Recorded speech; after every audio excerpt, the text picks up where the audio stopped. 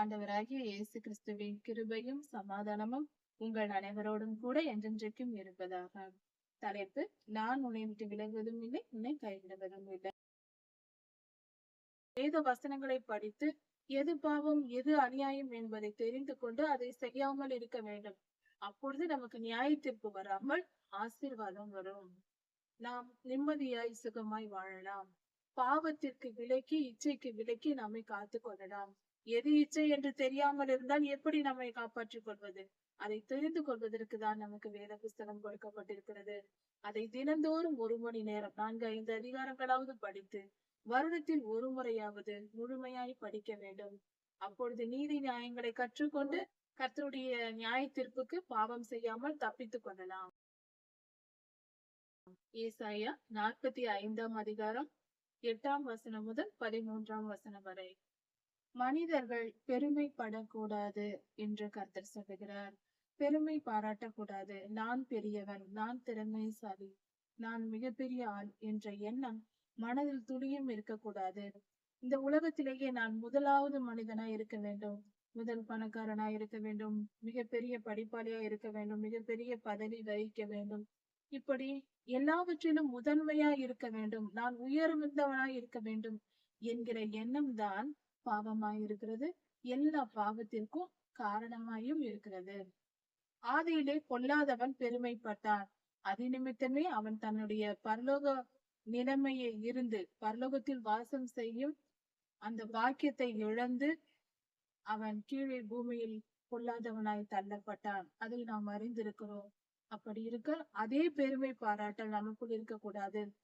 அப்படிப்பட்ட எண்ணங்களை நம் மனதில் உருவாக்குவது பொல்லாதவன் தான்.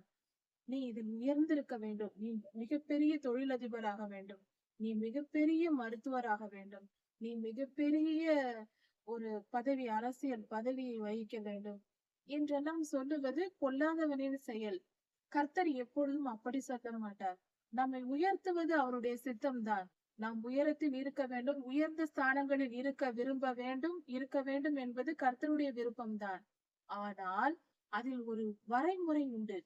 நாம் எவ்வளவு உயரத்தில் இருந்தாலும் நாம் தாழ்மையுடையவர்களாய் இருக்க வேண்டும் என்பதே கர்த்தரின் விருப்பம். தன்னைத்தான் தாழ்த்துகிறவன் தேவனால் உயர்த்தப்படுவான். அப்படி என்றால் நம்மை நாம் சிறியவர் என்று எண்ணினால்தான் அந்த உயர்வே வரும். இது கர்த்தர் நமக்கு சொல்லுகிற பாடம். தாழ்மை உள்ளவனை தான் கர்த்தர் உயர்த்துவார்.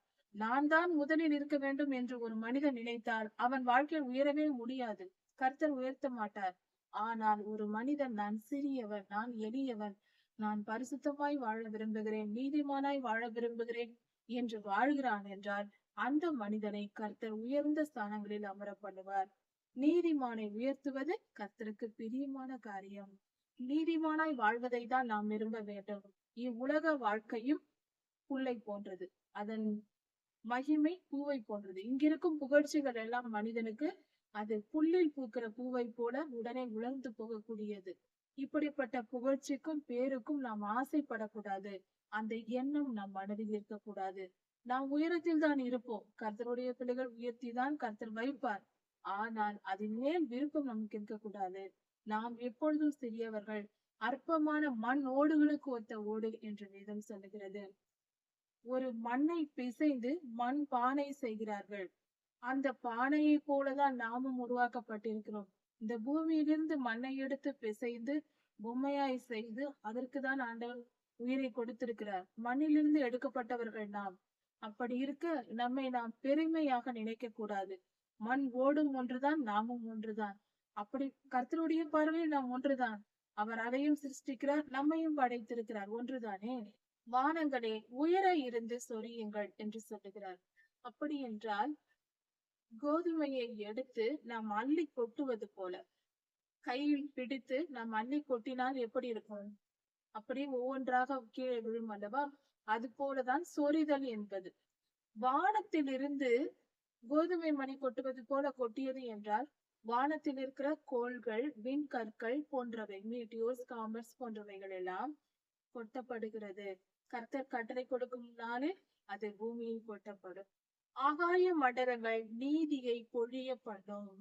ஆகாய மண்டலத்திலிருந்து நீதி பொழிய பண்ணுமாம். நீதி வருமாம், கொட்டப்படுமாம். இதன் பொருள் என்னவென்றால் மனிதன் செய்கிற பாவத்திற்கும் அக்கிரமத்திற்கும் ஏற்ற பலனை கர்த்தர் நியாய தீர்ப்பாய் இந்த பூமிக்கு கொடுப்பார் என்பதற்கு பொருளாக இருக்கிறது.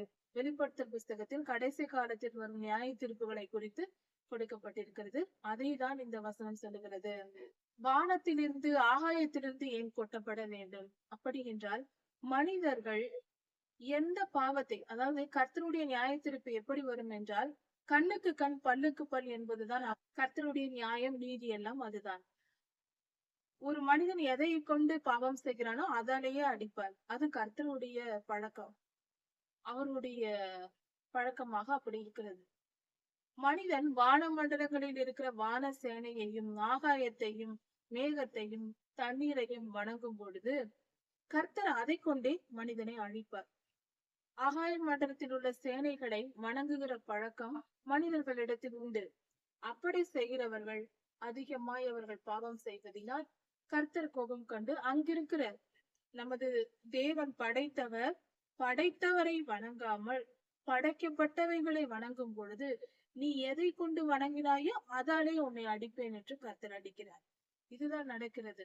அதாவது ஒரு மனிதன் செய்கிற பாவம் எப்படியோ அப்படியே அவனுக்கு நியாய தீர்ப்பும் வரும். ஒரு மனிதன் அதிகமாய் பொய் பேசிக்கொண்டே இருந்தால் அந்த பொய் பேச்சினாலே அவனுக்கு ஒரு நியாய தீர்ப்பு வரும். அவன் பொய் பேசி பலருக்கு தீமை விளைவித்துக் கொண்டிருப்பான். இன்னொரு பொய்யன் வந்து பொய் பேசி இவனுக்கு ஒரு தண்டனையை வாங்கி கொடுப்பான். இப்படிதான் நடக்கும். அப்பொழுது இவன் கதறுவான், ஐயோ நான் செய்யவே இல்லை, இவன் பொய் சொல்லுகிறான் என்று. யார் நம்ப போகிறான்? இவன் தான் பொய்யன் ஆயிற்று. பொய் பேசுகிறவனுக்கு நியாய தீர்ப்பு பொய்யனிடம் இருந்தே வரும். இன்னொரு பொய்க்காரன் தான் இவனுக்கு தண்டனையை கொண்டு வருவான், அவன் வழியாய் வரும். இப்படிதான் நடக்கும். ஒருவன் அதிகமாய் திருடிக் கொண்டே இருக்கிறான் என்றால் அவனுடைய பொருள் ஒரு நாள் திருடு போகும். இப்படிதான் நடக்கும். கர்த்தருடைய நீதி தவறவே தவறாது.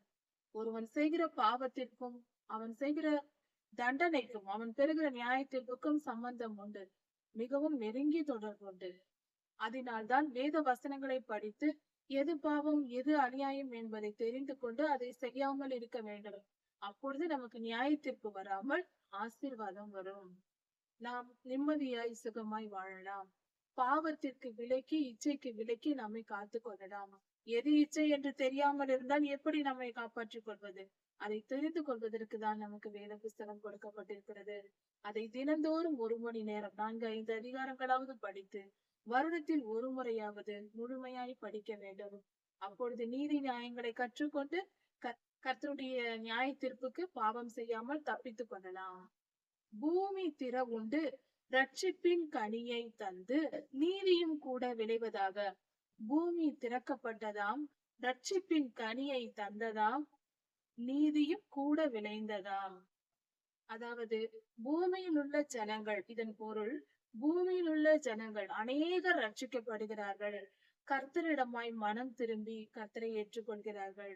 தங்கள் பாவ வாழ்க்கையையும் அடிமைத்தனத்தையும் விட்டு விலகி கர்த்தரிடமாய் மனம் திரும்பி வரப்போகிறார்கள். இது நடக்க போகிறது. நீதியும் கூட விளைந்ததாம். இப்படி ரட்சிப்பு உண்டாகி ஜனங்கள் எல்லாம் நீதிமான்களாய் மாறினார்கள். அப்படிப்பட்ட காலம் வருகிறது.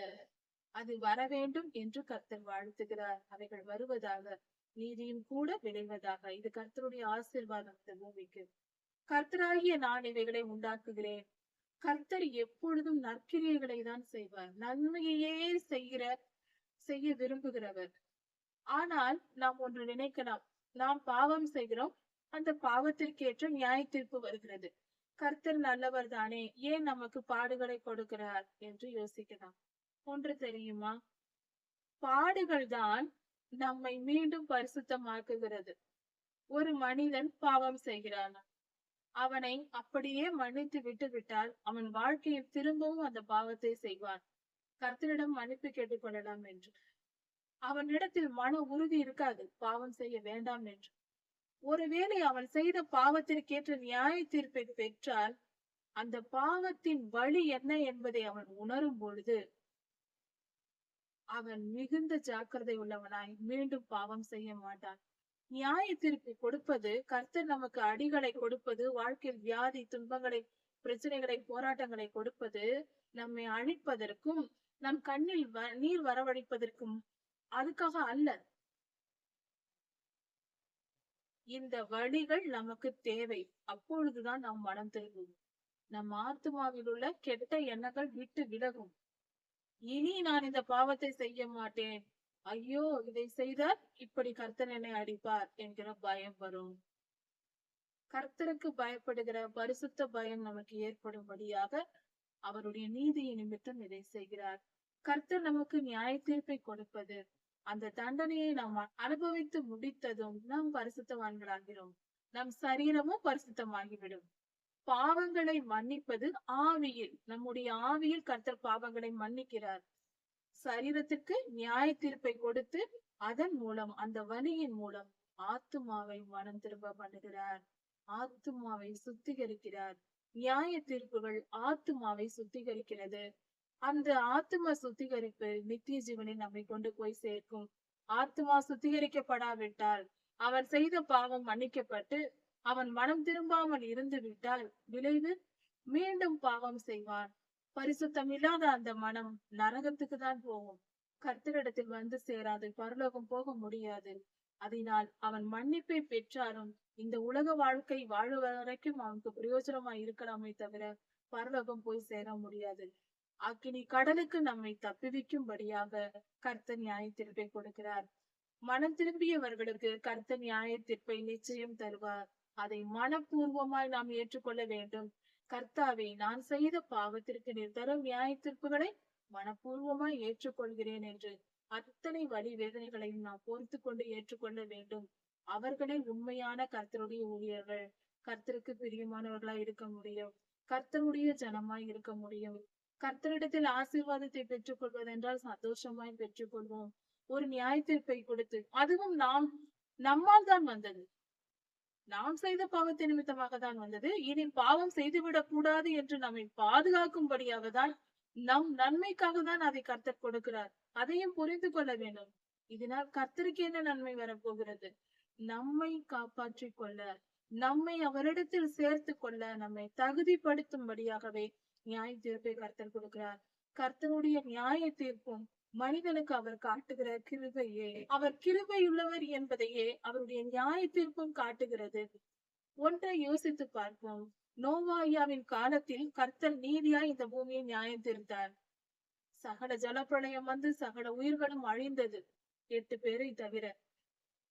பேழைக்குள் இருந்தவர்கள் மட்டும் காப்பாற்றப்பட்டார்கள். ஒருவேளை கர்த்தர் அந்த நேரத்தில் அழிக்காவிட்டால் இந்த பூமி எப்படி இருந்திருக்கும்?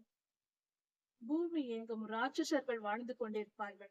பரிசுத்த ஜனம் இந்த தலைமுறை வரைக்கும் இருந்திருக்காது. ராட்சசர்கள் பெருகினால் மனிதர்கள் என்ன ஆயிருப்பார்கள்? மனிதர்களை கொன்று போட்டிருப்பார்கள். ராட்சசர்கள் 12, 13 அடி உயரம் இருப்பார்கள். ஈவு இரக்கமற்ற மனித குணமுடையவர்கள். துளியும் ஈவிரக்கம் இருக்காது. அவர்கள் சரீர வளர்ச்சியோ அவ்வளவு பெரியது. ஒரே நாளில் 10 பேரை கொன்று போடுவார்கள். பரிசுத்தமான நீதியுள்ள மனிதர்கள் வாழவே முடியாது. இந்த மனித இனம் இன்று நாம் வாழ்ந்திருக்கவே முடியாது, பிறந்திருக்கவே முடியாது. கர்த்தர் அன்று நோவாயாவின் காலத்தில் ஜலப்பிரளயத்தை அனுமதிக்காவிட்டார். அப்படி இருக்க நாம் கர்த்தருடைய நியாய தீர்ப்பை அவருடைய கோபத்தின் வெளிப்பாடு என்று மட்டும் நினைக்க கூடாது. அதுவும் கூட நமக்கு பலனளிப்பதே. கர்த்தரின் கோபமும் கிருபைதான். கர்த்தருடைய நியாய தீர்ப்பும் கிருபைதான்.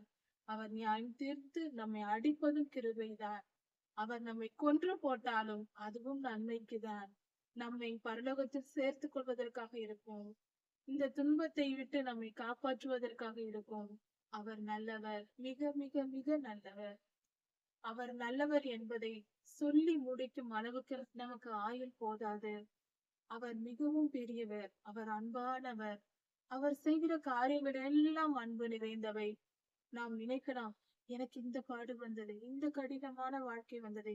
துன்மார்க்கர் வாழ்ந்திருக்கிறார்களே, துன்மார்க்கர் வாழ்ந்திருக்கட்டும். கர்த்தர் நீதி உள்ளவர். அவர்கள் செய்த சன்மார்க்க கிரியைகளை நினைத்து வாழ வைத்திருக்கிறார். அவர்களிடத்தில் இருக்கிற நீதிக்கு தக்க பலனை அவர்கள் அனுபவித்துக் கொண்டிருக்கிறார்கள். அது கொஞ்சமா இருக்கும். அதை அனுபவித்து முடித்ததும் அவர்கள் காலம் முடிந்து போகும்.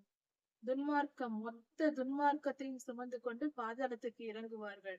துன்மார்க்கரின் முடிவு அப்படித்தான் போகும். நீதிமான்களோ நீதியின் கிரியைகளை, அதற்குரிய பலன்களை இப்பொழுது அனுபவிக்க மாட்டோம். துன்மார்க்க செயல்களுக்கு ஏற்ற நியாய தீர்ப்பை இப்பொழுதே பெற்றுக் கொள்வோம். நியாய தீர்ப்பை கடன் என்று வைத்துக் கொள்வோம். நம் கடன் எல்லாம் முடிந்து விடும். நம் வாழ்நாளுக்குள்ளேயே நாம் செய்த தவறுகளுக்கெல்லாம் தண்டனை அனுபவித்து முடித்து விடுவோம். நியாய தீர்ப்பை சுமத்த முடித்து விடுவோம். வலிதான், வேதனை தான் இவ்வுலக வாழ்க்கையில் அனுபவித்துக் கொண்டிருப்போம். மற்றவர்கள் தூஷிப்பார்கள் தான். அதையெல்லாம் நாம் செய்த தவறுக்கு தானே நாம் அனுபவிக்கிறோம். ஏற்றுக்கொண்டு அமைதியா இருக்க வேண்டும். இதெல்லாம் முடிந்த பின்பு நாம் செய்த நீதியின் செயல்களுக்கு, நீதிக்கு தக்க பலனை அடைய கர்த்தரிடத்தில் போய் சேர போகிறோம். அங்கு போய் சகல சௌபாக்கியங்களையும் சகல ஆசீர்வாதங்களையும் அனுபவிக்க போகிறோம். கர்த்தரோடு இணைந்து எதை அனுபவிக்க வேண்டும்? கர்த்தரோடு இருப்பது மட்டும் போதாதா நமக்கு? அவரை பார்த்து கொண்டே, அவர் திருப்பாதத்தின் அடியில் அமர்ந்து கொண்டு அவருடைய செயல்களை கவனித்துக் கொண்டு வாழ்கிற வாழ்க்கை இருக்கிறதை அதை விட வேற என்ன வேண்டும்? அதுவல்லவா மிக உயர்ந்த வாழ்வு. அதுவும் நிரந்தரமாக. நம் வாழ்நாள் முடியாது. பரலோகம் சென்று விட்டால் நிரந்தரமா இருக்கும். இப்படி கர்த்தர் நம்மை ஆசீர்வதிக்க விரும்புகிறார். கர்த்தரையும் கர்த்தரின் அன்பையும் புரிந்து கொள்வோம். அவருடைய செயல்கள் என்னவென்று தெரிந்து கொள்வோம். அது நமக்கு மிகவும் பிரயோஜனம் உள்ளதா இருக்கும்.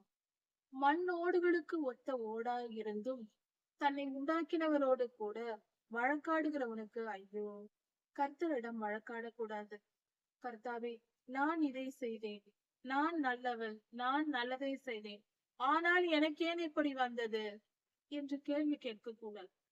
இப்படியெல்லாம் பேசக்கூடாது. அது தவறு, மகா பாவம். ஏன் என்றால் நம் அறிவுக்கு தெரிந்த செயலை தான் நாம் செய்திருக்கோம். நமக்கு இருக்கிற ஞானம் துணிதான். கர்த்தர் பூரண ஞானம் உள்ளவர். நமக்கு தெரிந்த அறிவை வைத்து இது இப்படி அது எப்படி என்று பேசும் தகுதி சக மனிதர்களிடம் பேசுவது போல கர்த்தரிடம் பேசக்கூடாது. அவர் பெரியவர், அவர் சகலமும் அறிந்தவர். நமக்கு ஏதாவது கடினமான வாழ்க்கையா இருக்கிறதா, சூழ்நிலை கடினமா இருந்தால் அப்பாவிடம் கேட்க வேண்டும். சுவாமி, என் சூழ்நிலையை மாற்றி போடுங்கள், என் வேதனையை நீக்கி போடுங்கள், என் பாடுகளை நீக்கி போடுங்கள், என்னை காப்பாற்றுங்கள் என்று கத்தலாம். அதை கத்திக் கொள்ளலாம். எனக்கு உம்மை விட்டால் யார் உண்டு? நீதானே என்னை காப்பாற்ற வேண்டும். உம்மை விட்டால் எனக்கு கதி இல்லை. உண்மையே நான் சரணடைகிறேன். உன் பாதத்திலேயே கிடப்பேன். என்னை காப்பாற்றுங்கள் என்று அழுதலாம், கதறலாம், கேட்கலாம், பெற்றுக்கொள்ளலாம். அவர் உடனே மனம் விரங்கி நம்மை காப்பாற்றுவார். நீரே என் கதி என்று அவர் பாதத்தில் அர்ப்பணித்து நாம் விழுந்து விட வேண்டும். அது நம் பாடுகளிலிருந்து, நம் வேதனைகளிலிருந்து நமக்கு விடுவிக்கும். இந்த செயல் செய்யலாம். அதற்கு பதிலாக நாம் இப்படி பேசக்கூடாது. நான் நீதிமான், நான் இப்படிதான் நடந்தேன், எனக்கு ஏன் இந்த துன்பம் வந்தது என்று கேள்வி எல்லாம் கேட்கக்கூடாது. எந்த காரியத்தை குறித்தும் கர்த்தரிடத்தில் வழக்காடக்கூடாது. நாம் சாதாரண மண்ணோடுகளுக்கு ஒத்த ஓடு. நமக்கு ஏதாவது நடக்கிறது வாழ்க்கையில் என்றால் அதை எல்லாம் நாம் தெரிந்திருக்க வேண்டும் என்ற அவசியம் இல்லை. அந்த அளவுக்கு நாம் ஞானி அல்ல. கர்த்தரே ஞானம் உள்ளவர், பூரண ஞானம் உள்ளவர். நாம் அறிவில் குறைவுள்ளவர்கள். அதை அறிந்து கொள்ள வேண்டும், உணர்ந்து கொள்ள வேண்டும். எல்லாம் தெரிந்தவர் போல கர்த்தரிடத்தில் சரிக்கு சரியாக நாம் சமமாக பேசிக் கொண்டிருக்க கூடாது, வழக்காடக்கூடாது. தாழ்மையா கேட்டு பெற்றுக்கொள்ள வேண்டும். களிமண் தான் உண்டாக்கினவனை பார்த்து என்ன செய்கிறாய் என்று சொல்ல தகுமோ? ஒரு பானை செய்கிற ஒரு மனிதர் இருக்கிறார். அவர் பானை செய்கிறார். அந்த பானை அவரை பார்த்து, அந்த மனிதனை பார்த்து, நீ என்ன செய்கிறாய், ஏன் இப்படி செய்கிறாய் என்று அந்த பானை கேட்கலாமா? இப்படிதான் நாமும் இருக்கிறோம். நாம் அவர் படைத்த கைகளை வைத்திருக்கிறோம். நாம் கைகள் சொல்லுகிறதாம் கர்த்தரை பார்த்து, அவருக்கு கைகள் இல்லை என்று சொல்லலாமா? நமக்கு கையை உருவாக்கி கொடுத்தவர் அவருக்கு கை இல்லை என்று நாம் சொல்லலாமா? மிகப்பெரிய தவறு. கர்த்தர் ஜீவன் உள்ளவர், அவர் நம்மோடு பேசுவார் என்று சொன்னால் பலர் நம்புவதில்லை. இப்பொழுது கூட, இந்த காலத்திலும் கூட கர்த்தர் மனிதனோடு பேசுவார் என்று சொன்னால் அதை கூட நம்ப முடியாத ஜனங்கள் இருக்கிறார்கள். ஆச்சரியமா இருக்கிறது. மனிதனுக்கு வாயை படைத்தவர், நாம் பேசும் சக்தியை கொடுத்தவர், இந்த மூச்சு காற்றை கொடுத்தவர். காற்று இருந்தால்தான் ஒருவர் பேசும் குரல் இன்னொருவருக்கு கேட்கும். நம் சூழ்நிலை மண்டலத்தில் இந்த இடத்தில் காற்று இருக்கிறது. நாம் பேசுவது இன்னொருவருக்கு கேட்கிறது. அப்படிப்பட்ட காற்றை படைத்தவர், அவரால் நமக்கு வாயை கொடுத்தவர், அவரால் பேச முடியுமா என்றால் கேள்வி கேட்கிற ஜனங்களா இருக்கிறார்கள். அதை கூட நம்ப முடிவதில்லை என்றால் இது எப்படிப்பட்ட விசுவாசமா இருக்கிறது? கர்த்தர் ஜீவனுள்ளவரப்பா, ஏன் அவரால் பேச முடியாது? அவர் ஜீவனுள்ளவரானதால் தான் நம்மை சிருஷ்டிக்க முடிந்தது. அவர் வெறும் ஜீவனற்ற ஒரு உருவமாய் மட்டும் இருந்தால் எப்படி நம்மை படைத்திருக்க முடியும்? அவர் ஜீவனுள்ளவர். அவர் வாயின் சுவாசத்தை, அவர் வாயை திறந்து மூச்சு காற்றை நம்முடைய மூக்கில் ஊதினதினால் தான் நாம் காற்றையே பெற்றுக்கொண்டோம். நம் நுரையீரல் வேலை செய்ய தொடங்கியது. நாம் மனிதனாகவே, உயிருள்ள ஒரு மனிதனாகவே வந்தோம். அவர் வாயின் காற்றிலிருந்து தான் நாம் உருவாகி இருக்கிறோம். அவரால் பேச முடியுமா என்று கேள்வி கேட்பது எவ்வளவு பெரிய, எப்படிப்பட்ட ஒரு குணமா இருக்கிறது. இது எப்படி சொல்வது என்று தெரியும். கர்த்தரால் பேச முடியும், அவரால் பார்க்க முடியும், அவரால் கேட்க முடியும். அவரால் முடியாததையா நாம் செய்து கொண்டிருக்கிறோம்? அவரால் எல்லாம் முடியும். நம்மால் இது மட்டும்தான் முடியும். மனிதனால் பேச மட்டும்தான் முடியும். கர்த்தரால் எல்லாம் செய்யவும் முடியும். அடக்கமாய் இருப்போம். கர்த்தருக்கு மேலாக நம்மை உயர்த்த கூடாது. அது இந்த காலத்தில் மிகவும் பெரிய குணமா இருக்கிறது. மோசமான ஒரு மனித மனநிலையா இருக்கிறது. கர்த்தரிடத்தில் தாழ்மையா இருப்போம். அவர் மிகவும் பெரியவர். நாமெல்லாம் ஒரு சிறு சிறு துளி போட, ஒரே ஒரு நொடி திரும்பி பார்த்தால் பூமி பொசுங்கி எரிந்து போவோம். அவர் விட்டு வைத்திருப்பதினால் தான் நாம் வாழ்ந்து கொண்டிருக்கிறோம். இன்னொரு காரியத்தையும் இந்த வேத பகுதி நமக்கு கற்றுத் தருகிறது. தகப்பனை பார்த்து ஏன் ஜனிப்பித்தாய் என்றும், தாயை பார்த்து ஏன் பெற்றாய் என்றும் கேட்கிறவர்களுக்கு ஐயோ என்று கர்த்தர் சொல்கிறார். பெற்றோர்களை பார்த்து ஏன் என்னை பெற்றாய் என்று யாரும் எப்பொழுதும் கேட்க கூடாது. இந்த கேள்வி மகா பாவம் என்று வேதம் சொல்கிறது. அப்படி கேட்கிறவர்களுக்கு ஐயோ என்று சொல்லப்பட்டிருக்கிறது. மிகப்பெரிய ஆபத்து வரும் என்று பொருள். பெற்றோர்களை பார்த்து அப்படி கேட்க கூடாது. ஏன் பெற்றாய் என்று கேட்கவே கூடாது. தயவு செய்து இந்த காலத்தில் எல்லோரும் தெரிந்து கொள்ள வேண்டிய வார்த்தை. ஏனென்றால் பிள்ளைகள் பெற்றோர்களை மதிக்காத காலமாயிருக்கிறது. அதிகமான பிள்ளைகள், பெரும்பாலான பிள்ளைகள் பெற்றோர்களுக்கு மரியாதை கொடுப்பதே இல்லை. அவர்கள் இப்படித்தான் பேசுகிறார்கள். ஏன் பெற்றாய், எதற்காக பெற்றாய் என்னை என்று கேட்கிறவர்கள் இருக்கிறார்கள். அந்த அளவுக்கு பெருமையும் ஒரு பாவ உலகமுமாய் இருக்கிறது. தயவு செய்து இந்த பாவத்தை விட்டு விலகி வருவோம். மீடியாக்கள் இப்படிப்பட்ட காரியங்களை பரப்ப கூடாது. அப்படி செய்வதனால் இது மிகப்பெரிய தீமையாக வந்திருக்கிறது. இப்படி செய்யும் பிள்ளைகள், இப்படி பேசும் பிள்ளைகளுக்கு ஆபத்து வரும் என்று கர்த்தர் சொல்கிறார். இஸ்ரவேலின் கர்த்தரும் அவனை உருவாக்கினவரும் ஆகிய கர்த்தர் சொல்லுகிறதாவது, வரும் காரியங்களை குறித்து என்னிடத்தில் கேளுங்கள் என்று கர்த்தர் சொல்லுகிறார். இனி என்ன நடக்க போகிறது என்று என்னிடத்தில் கேளுங்கள், நான் உங்களுக்கு சொல்லுவேன் என்று கர்த்தர் சொல்லுகிறார். எதிர்காலத்தில் என்ன நடக்க போகிறது?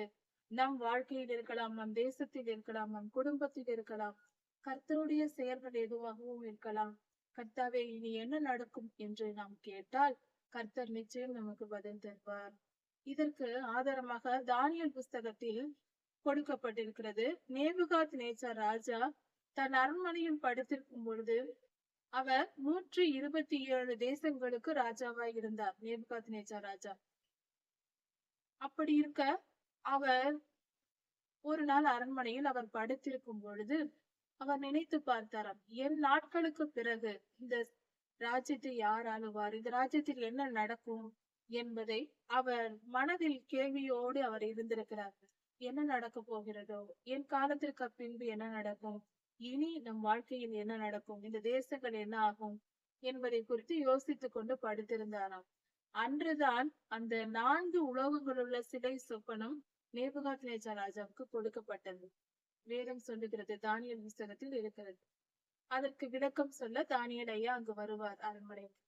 இப்படியாக அந்த காரியம் நடக்கும். அது போல நாம் நம் மனதில் கர்த்தரிடத்தில் கேள்வி கேட்கும் பொழுது எதிர்காலத்தை குறித்து நாம் கேட்டால் கர்த்தர் நமக்கு சொல்லுவார். என் பிள்ளைகளை குறித்தும் என் கரங்களின் கிரியைகளை குறித்தும் எனக்கு கட்டளையிடுங்கள் என்று கர்த்தர் சொல்லுகிறார்.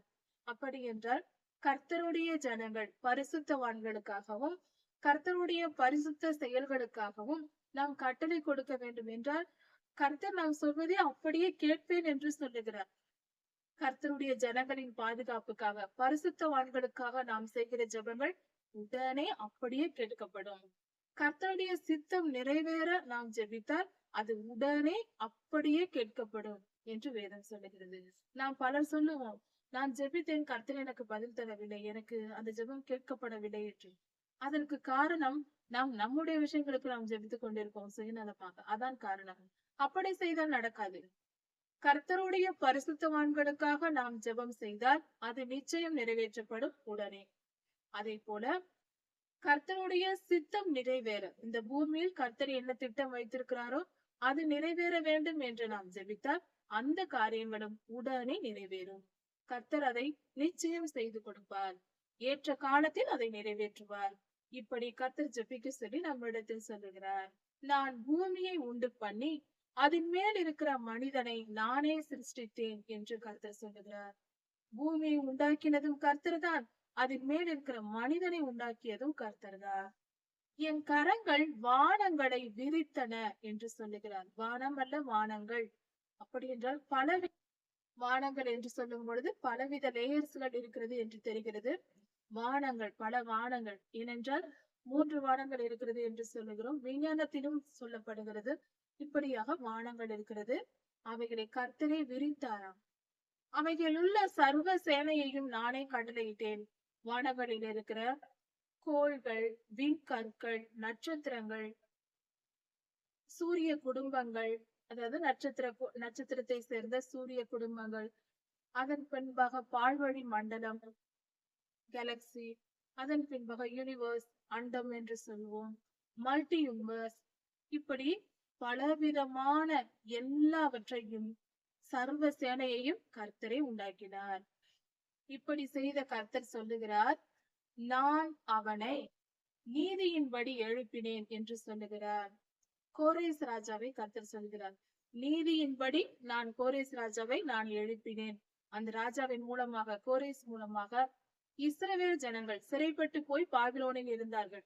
அந்த பாபிலோனில் இருக்கிறவர்களை அழைத்து வரவும் அவர்கள் சிறையிருப்பிலிருந்து மீட்கவும் நான் ஏற்படுத்தினேன் என்று சொல்லுகிறார். இஸ்ரவேலர்களை விடுதலையாக்க கர்த்தர் கோரேஸ் ராஜாவை ஆயத்தப்படுத்தினார். இப்படி செய்வதற்கு கோரேஸ் ராஜாவின் வழிகளை எல்லாம் கர்த்தர் சேவையாக்குகிறார். அப்படி செய்து கோரேஸ் ராஜா என் நகரத்தை கட்டி, எருசலேமை கட்டி, இஸ்ரவேலர்களை கிரயம் இல்லாமலும் விலை கொடுக்காமலும் பரிதானம் லஞ்சம் வாங்காமலும் விடுதலையாக்குவார்.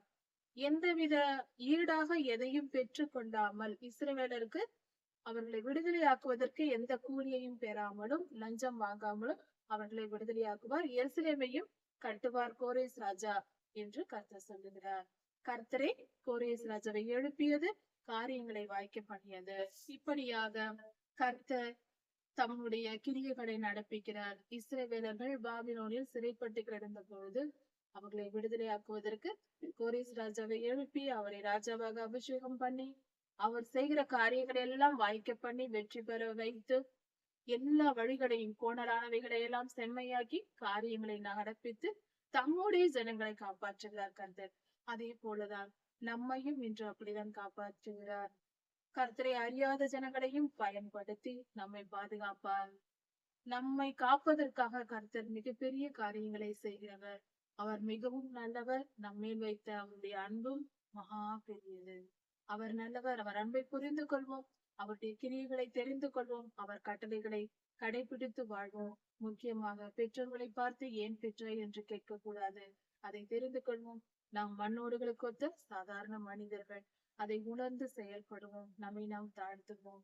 நம்மை அறிந்து கொள்வோம். கர்த்தரின் வல்லமையை புரிந்து கொள்வோம். கர்த்தர் உங்களை ஆசீர்வதிப்பாராக. இதன் தொடர்ச்சியை அடுத்த செய்தியில் பார்க்கலாம். மாரநாதா.